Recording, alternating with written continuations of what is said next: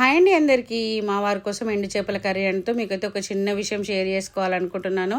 ఇదైతే నాకు జరుగుతుంది, ఎవరి గురించి కాదు. అత్తపూరు తప్పించుకుందామని నేనైతే హైదరాబాద్కి వస్తే నాకైతే ఒక కొత్త పూరు మొదలైందన్నమాట. రెంట్ కష్టాలే అందరికి ఉండేటివే, కానీ ఒక్కొక్కరికి ఒక్కొక్కలా ఉంటాయి కదా. నెలలో ఫస్ట్ నుంచి 5 వరకే రెంట్ కట్టాలి. ఒక్క రోజు లేట్ కావద్దు. 45 మెట్లు గడగాలి. మేము సెకండ్ ఫ్లోర్లో ఉంటాం కాబట్టి మెయింటెనెన్స్ చేయాలి. ఇంటికి చుట్టాలు ఎక్కువ రావద్దు.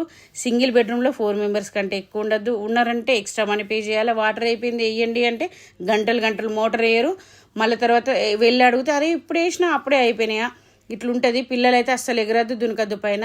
లిటరల్లీ చెప్పాలంటే జైలు ఉన్నట్టు ఉండాలన్నట్టు రెంట్కున్నామంటే అట్లుంటుంది. నేనేం చెప్పాలనుకుంటున్నానంటే ఊర్లో సంతమిల్లుండి ఒక 20-30 వేలు వచ్చేది ఉంటే అక్కడే ఉండడం బెస్ట్. నా సజెషన్ అయితే ఇది. మీరు ఎవరైతే బ్యాడ్గా అర్థం చేసుకోవద్దు. అయితే మీరు వెళ్ళొచ్చు కదా అక్క అనుకుంటారేమో. మాకైతే ఊర్లో ఇల్లు లేదు, ఉండే ఛాన్స్ లేదు, వ్యవసాయం ఆయనకు చేయరాదు, అదన్నమాట.